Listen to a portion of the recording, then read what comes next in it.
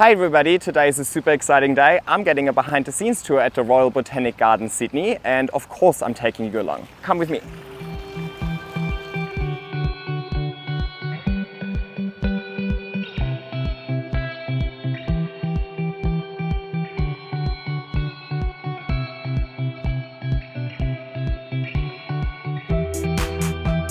Hi, nice to meet you.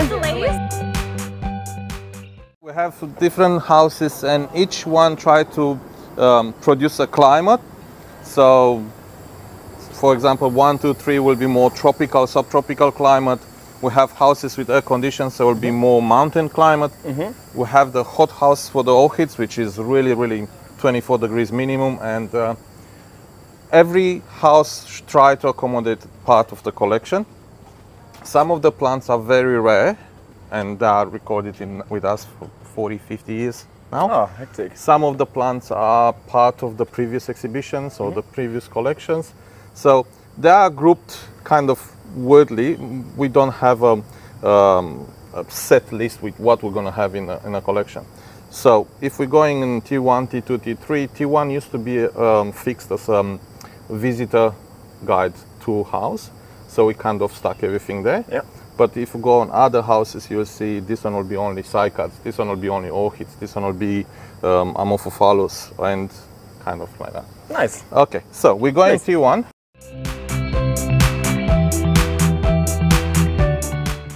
So this house used to be open to the public, and we used to have a person sitting here 7 hours per day, every day. Now they introduced that in a circuit called Backhouse 2. Yeah. So you don't see just one house, you can see everything. Of course there is a payment for that. Yeah. But that's the only one which is outside of the nursery, so people anytime can come and look on the windows and they can see what we have. I have been here many times. Okay.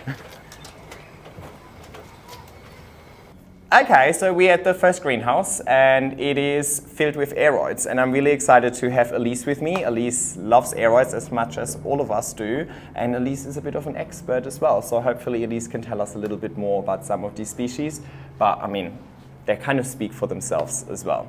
Elise, the first thing that really stood out to me was this VGI behind us.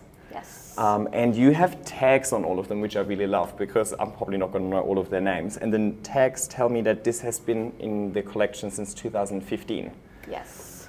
So It's a beautiful specimen. yes, and it's in flower as well. It's in bloom. Yes, so they tend to flower year round in here. And have you tried pollinating this one before? I've tried, but I've not been successful. What do you think, or like what went wrong with the pollination? Do you get pollen from it and it doesn't go through the receptive stage, or the other way around, or what? I've found that the pollen doesn't seem to appear. So yeah, it's always wanting to receive pollen, but it's never giving off pollen. Alrighty, and then what do we have here? Anthurium crystallinum. Ooh. How do you know it's a crystallinum? Because I always struggle with like identifying. I just go with whatever was sold to me. Is there like a specific identifier that makes you know that this is a crystallinum? Well, it's hard to tell with all the hybrids that they're making these days, but I think the shape is slightly more heart-shaped than you would find. But you can check the accession tag, and it's actually wild collected.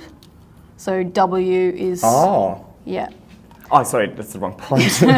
Oh, okay. Yeah, so it's very old as well, 1988. So it's been here a while. Hectic. Yeah. And I am a big fan of Anthuriums, as you can probably tell.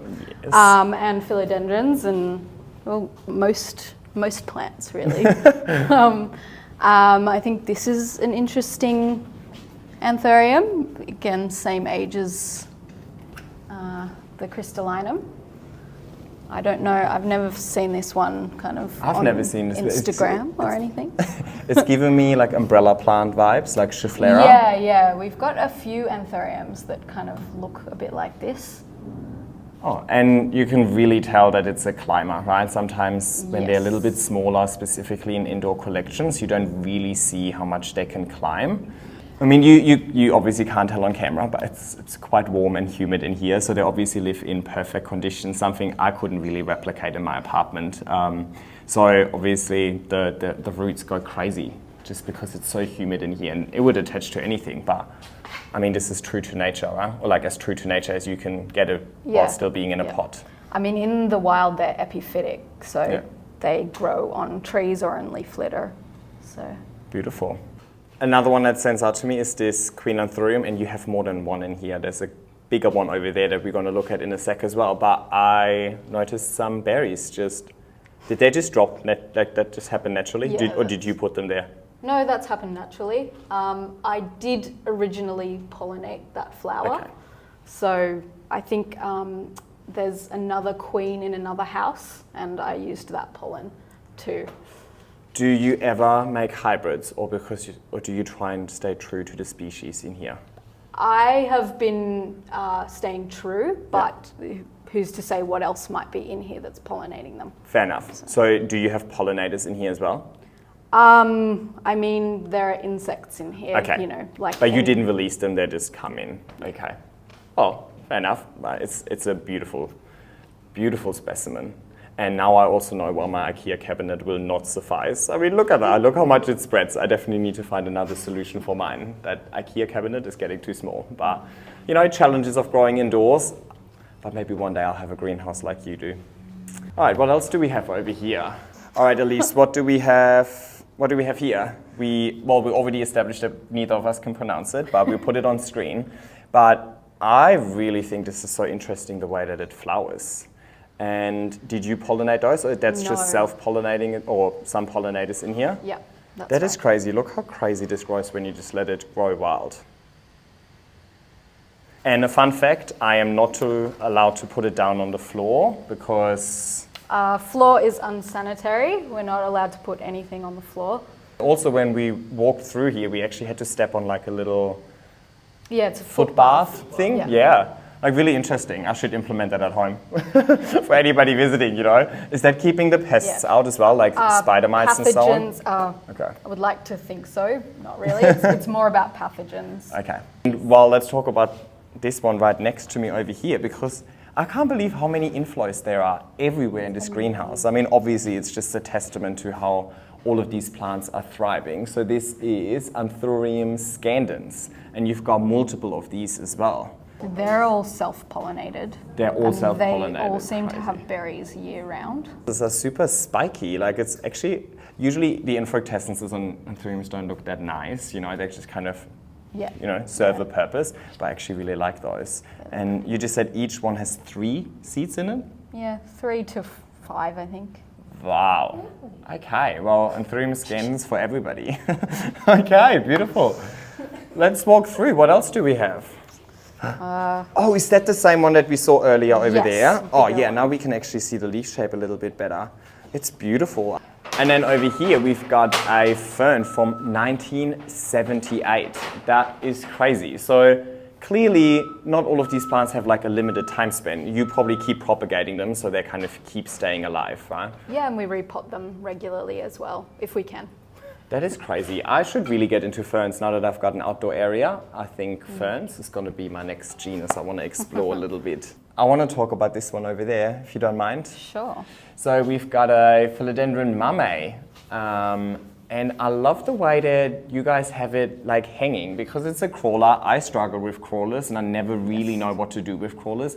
But this is really giving me ideas of having them hanging and then just letting them crawl out of the pot. Yeah. I think that's such a genius idea. It's good space saving, I think, because otherwise we'd have them crawling all along the floor.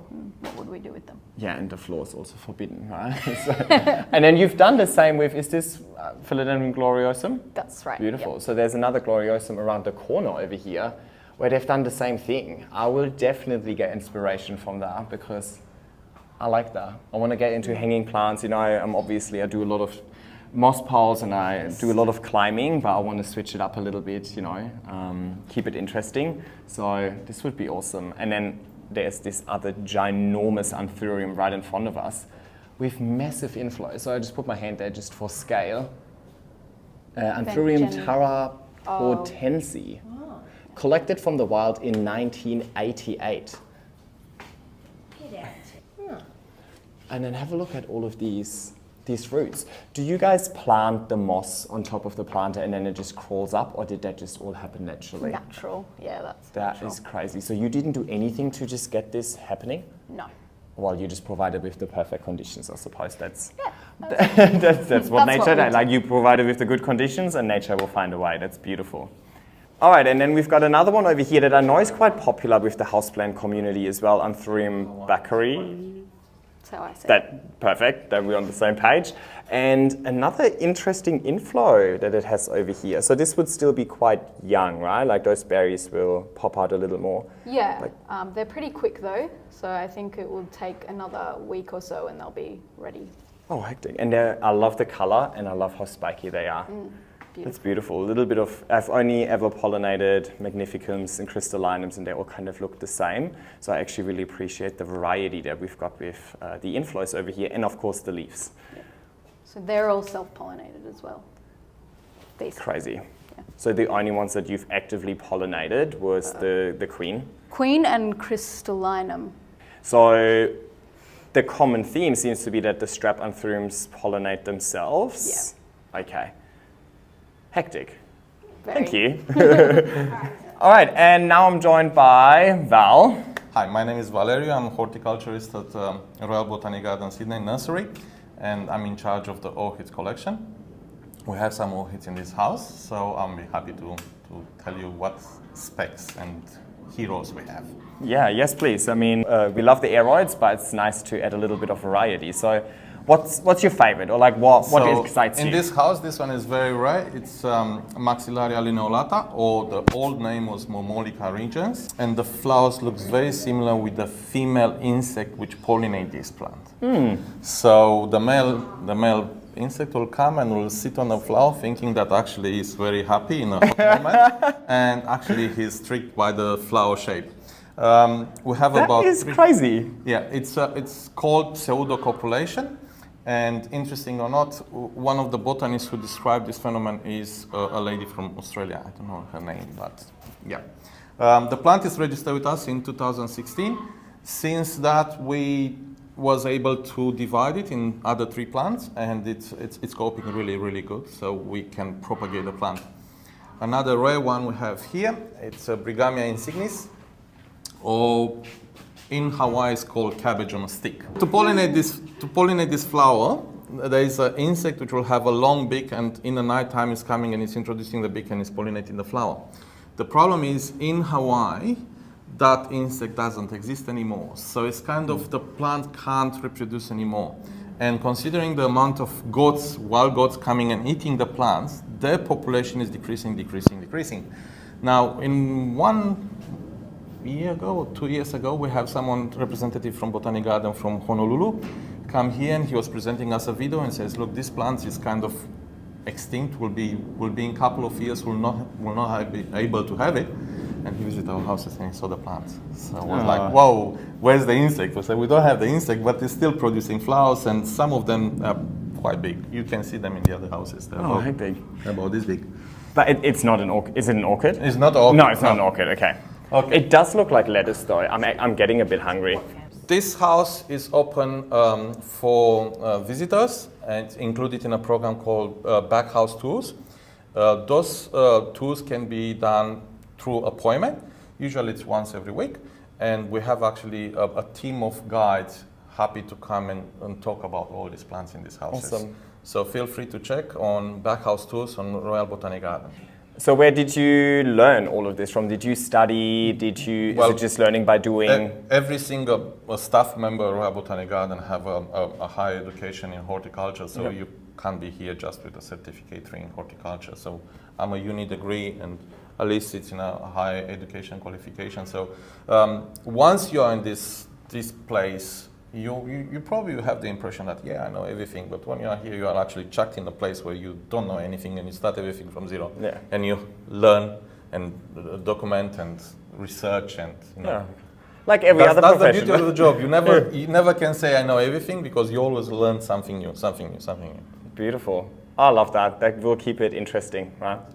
Another one I find really interesting is this Anthurium paraguayense. Original from Paraguay. Beautiful. And these are its roots and they're growing up. Is that because it wants to attach to a host? They go for the moisture. They go for the moisture. humidity. Oh, and the humidity rises. Oh, Yeah.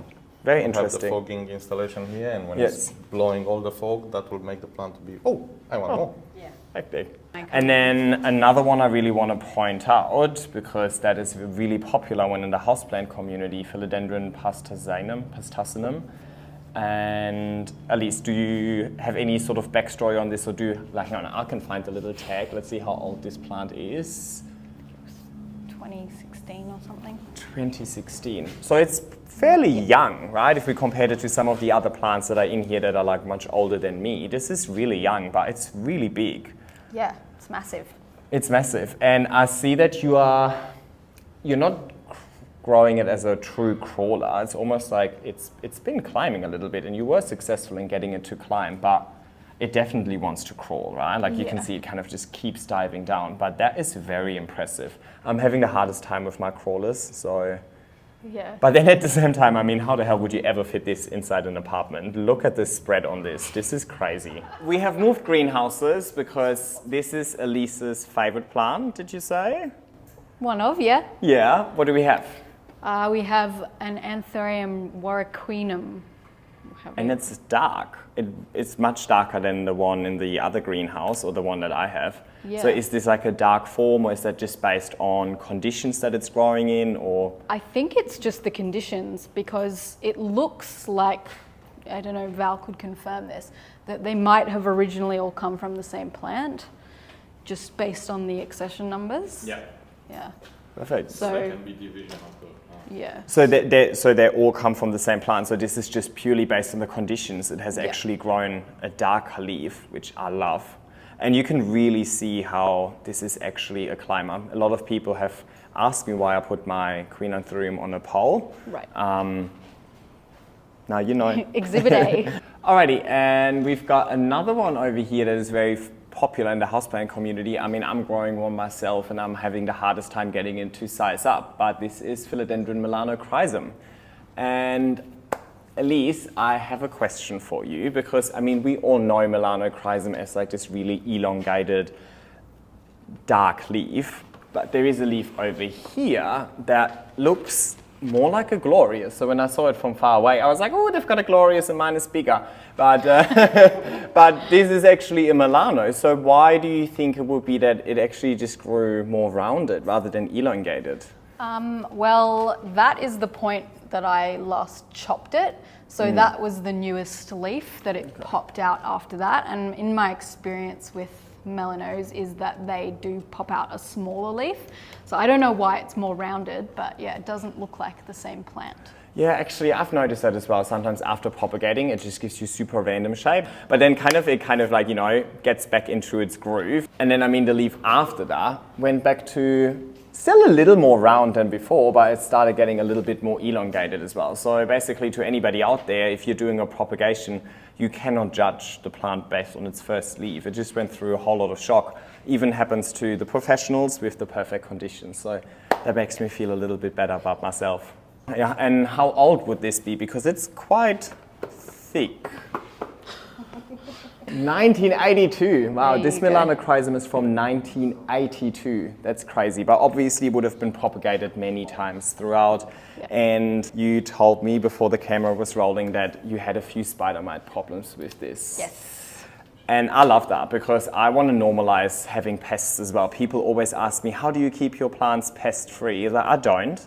I constantly have pests. It's not about eradicating them, and you will probably know as a professional, you can't really eradicate them. They will find a way. It's more just managing them and staying on top of them. Do you guys use biological pest treatments as well? Like, do you have beneficial insects here? Or? Yes, yeah, we have different management options. So if we do decide to get predator bugs, then we'll do a big release in all the houses that are affected, including the calyx. Otherwise, we use chemicals. Okay. Yeah.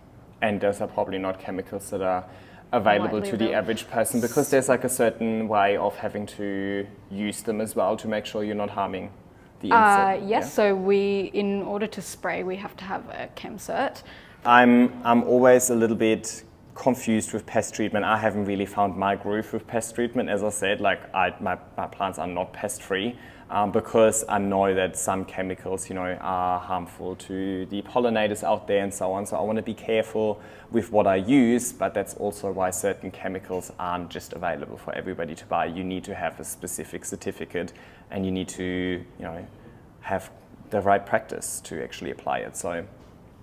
And then another one that I like, I mean, obviously I love all of the aroids and I love the big leaves. Elise, what do we have here?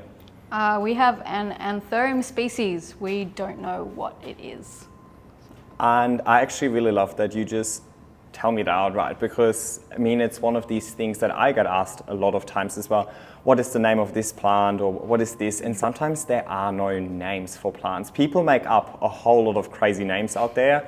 And I think most of the times it's really like a selling technique. It's like a marketing technique. You want to name your Anthurium in a certain way because you want to make it sound special. But I mean, even the experts over here don't necessarily always know the botanical name, or maybe there is no botanical name, right? I mean, botanical names in themselves are just things that we have invented. We have made them up. So no, they don't all have names, which is really nice. I love that we can normalize this, hopefully, because I always say, it's like, who cares about the name? Just look at it. If you like it, then it's worth growing. For me, I don't really buy plants based on their name. One thing I wanted to ask, because I think we haven't really addressed it with any of these plants. So what kind of substrate are you using? You make up some sort of your own aroid mix. Yep. What do we have in there? So there's pumice, perlite, soil, charcoal. We've kind of had not much success using like bark in here, pine bark. A lot of the plants don't like it, so we've kind of removed that from most of the ones that we've repotted in this house. But different houses have different things just based on the growing conditions. I love pine bark. I use so much pine bark. Yeah, it's fine. I use it at home, but in here, they just don't like it. Okay, fair enough. Val, you just said something really interesting, because it's something I never really considered, because obviously in my home, I'm the one doing everything, and I'm, helicopter parenting all of my plants. But over here, you're not here every day. Yes. And so you have a whole group of people looking after these plants, which comes with another set of challenges. So one of the challenges is the watering. Even if it sounds like it's the easiest part of maintaining the plant, watering, if you have a multiple staff, you don't know what's happened with the previous person, and you don't know how much water was used by the previous person.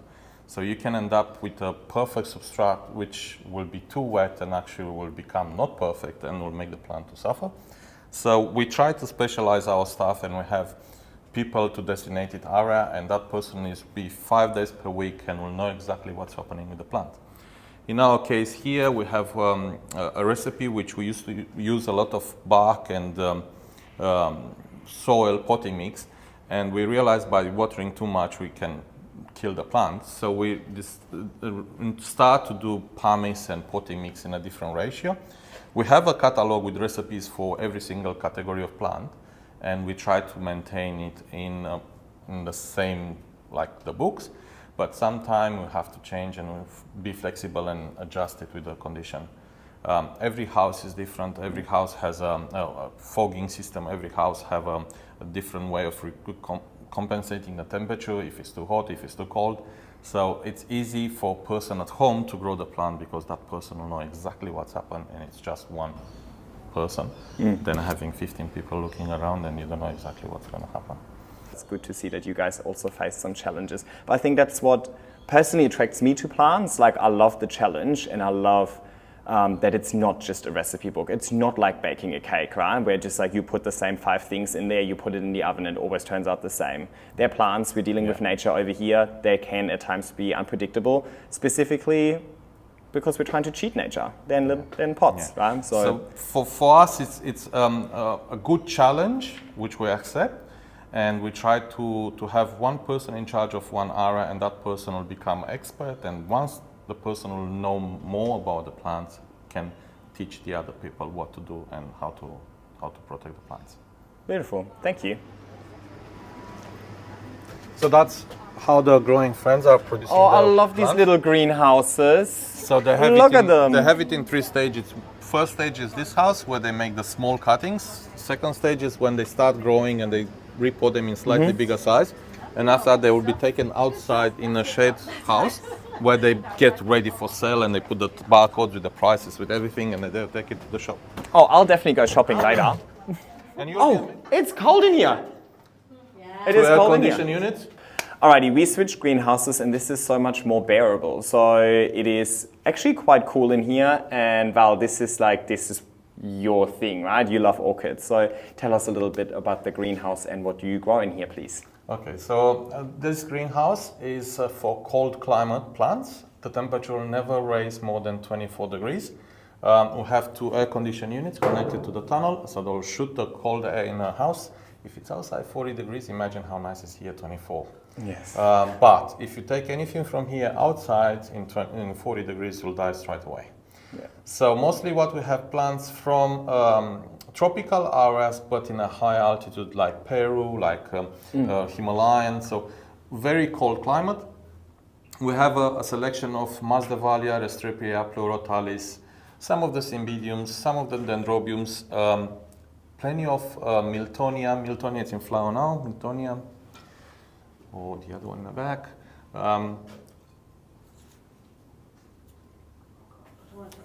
I have out of 1,200 plants we have in Botanic Garden in orchids.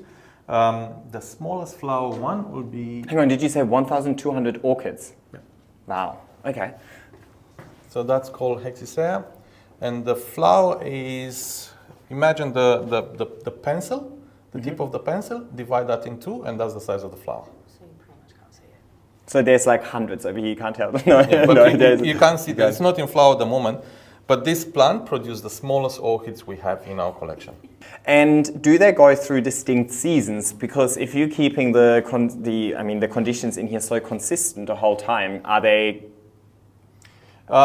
So we monitored. We have different projects. It's not only maintaining the plant alive. One of the projects is the flowering calendar. So we monitor when the flower will open and when the flower will close. And by producing a massive spreadsheets, we can say, in this house, you can find next year in April, you can find this plant, this plant, this plant.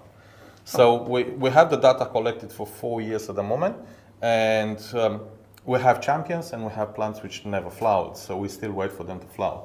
In percentage, if I would say how much from this house I've seen it in flower, will be probably 60%. Okay. We still have another 40% waiting for them to flower.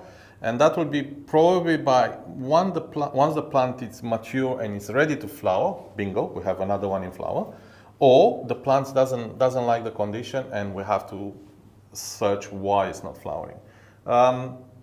Champions could be, we have Octomeria here, grandiflora.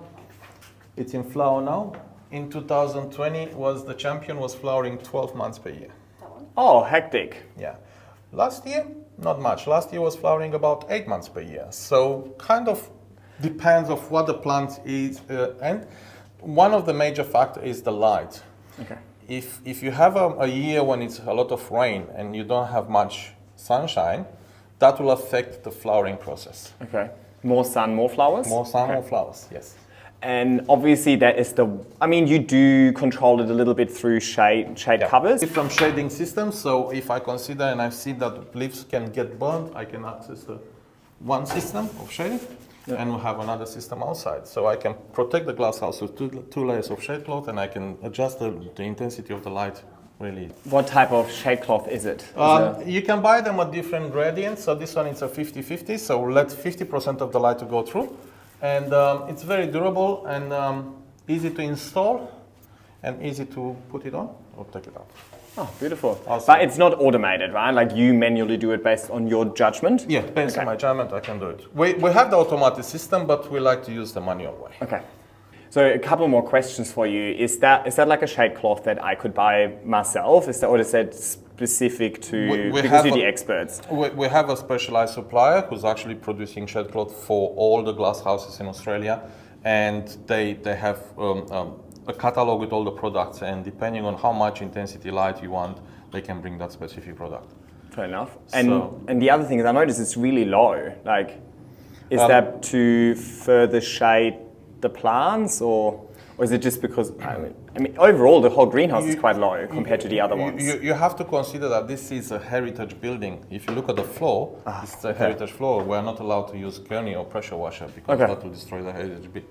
The only things which was attached was the air conditioned units because they are not physically touching the structure of the things. Yeah. So you said it's heritage listed. How old would it be? A few years ago, we just celebrated 200 years since Botanic Garden was opened. So this house, I would say, it's about 1940. So, which makes you the oldest botanic garden in Australia, right? Yes. Yes. I'm feeling extremely privileged to be here. I'll show my favorite one. Yeah, I was like asking people about their favorite plant. It says a lot about them. I'm originally from Romania. Yes. And in Romania we have Transylvania. So in Transylvania we have Dracula. And that's a Dracula plant. Oh, look at that. I love that. I told you, like, the favorite plant is going to say a lot about somebody's personality. That is awesome. In other, you can see the photos because some of them we don't know exactly what varieties they are. And by comparing them and using a software, we can see which one is which. So they're actually just called Dracula species. That's what you labeled them as. So the history of this is those plant was donated by a member of public, very passionate about plants, and reaching a certain age where he cannot look after the plants, he approached us and says, I would like to donate the plants to you. So we did a identification test, and we signed some paperwork, and we accept these plants. So some of them, they come with a name, some of them, they come without names. So we are in process of identifying which one is which. That is super interesting. And is that the part of your job that you enjoy the most? Yes. In our collection, some of the plants, I would say it's a small percentage. It's about probably 1% of the plants which we don't know the origin or we don't know the name. And that's, of course, another challenge for us to identify the names. Thank you so much for sharing. That's a really interesting one, Achanthera. Look at the flower. Oh, that's cool. So it's Achanthera plurifera, and we had a curiosity how we can propagate that. So I worked together with an orchid expert, a volunteer. His name is Peter Dollier, and we decided to do a cutting from the leaf and put that in a sphagnum moss. Let's see if it's coming out. And here we go, the result. The new plant. Oh, it happened. Oh, that's nice. Just cutting the leaf, put the leaf in sphagnum moss, and there we go, have the plant. Beautiful. Trial and error done by the professionals, you know. Achanthera prolifera. Beautiful, thank you so much. Alrighty, I had such a good time visiting the Royal Botanic Garden Sydney, and thank you so much, Val and Elise, for sharing all of your knowledge with me and everybody out there. And we've only really touched 3 out of many greenhouses, so I'm sure we'll be back. But in the meantime, you can actually book a tour to visit the first greenhouse yourself. I'll link everything in the description. Thank you so much, and thank you for watching, and I hope to see you next time. Bye.